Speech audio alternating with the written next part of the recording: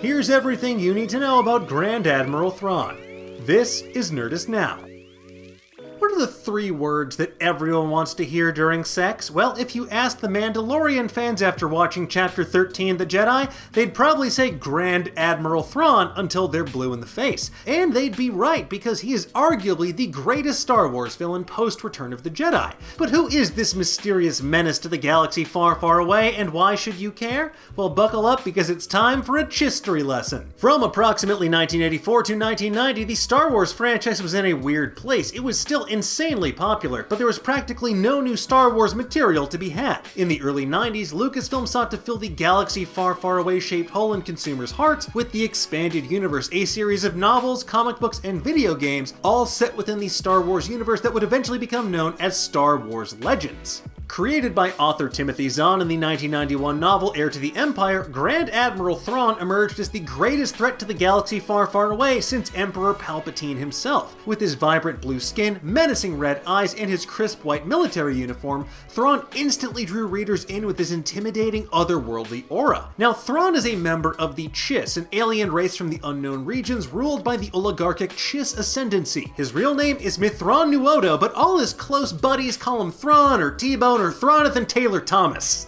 I made up those last 2, but they're not that far off. Now, 5 years after the Sith hits the fan in Return of the Jedi, Grand Admiral Thrawn reorganized the scattered Imperial fleet and menaced the New Republic. The New Republic from Star Wars Legends, mind you, not to be confused with the canonical New Republic from the sequel trilogy, which I get is confusing, but that's Star Wars, baby! Now, the only non-human Grand Admiral in the Imperial Navy, Thrawn used his brilliant tactical mind to outwit opponents on and off the battlefield. He's basically this combination of Sherlock Holmes, Erwin Rommel, and Papa Smurf. And as we learn in 2018's Thrawn Alliances, he even deduced that Darth Vader was Anakin Skywalker, much to the Dark Lord's asthmatic ire. He hates when people talk about his past.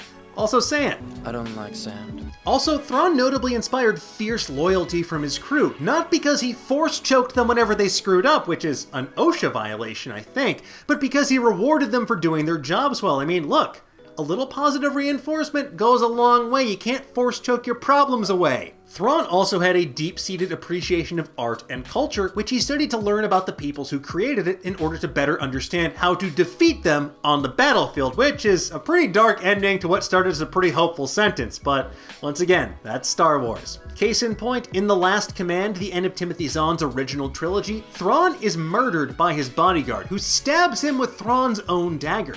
And Thrawn isn't angry, he's just impressed. In his own final words, he says, "But it was so artistically done," which is pretty f***ing metal. Don't worry though, because like basically any other bad guy who seemingly dies in Star Wars, Thrawn was later resurrected. Besides, while many of Thrawn's early adventures are no longer considered canon following Disney's acquisition of Lucasfilm, Thrawn lives on through a brand new series of novels by Timothy Zahn and made his first canonical appearance as a major villain in Star Wars Rebels, where he was enlisted to help eliminate a rebel cell on Lothal. During the Star Wars Rebels series finale, the Jedi Ezra Bridger lured Thrawn and his fleet into a trap by summoning a bunch of Purrgil. These tentacled space whales decimated Thrawn's fleet, wrapped their tentacles around Thrawn's Star Destroyer, and then Ezra commanded them to jump into hyperspace because that's absolutely something they can do. You know, because Star Wars.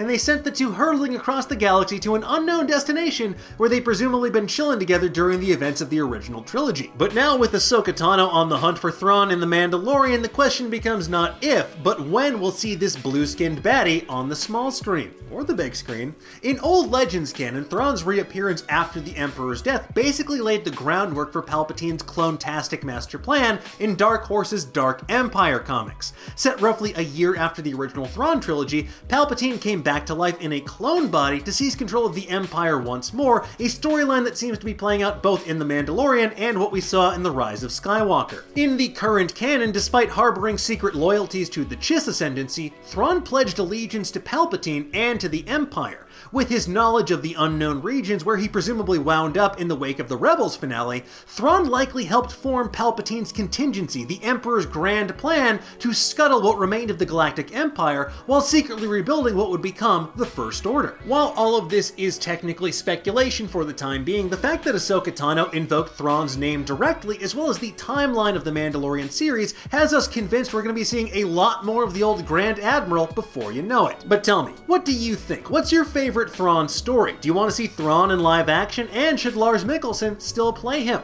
Let's discuss in the comments below, and in the meantime, if you want even more deep dives into the world of Star Wars and beyond, stay tuned to Nerdist.com.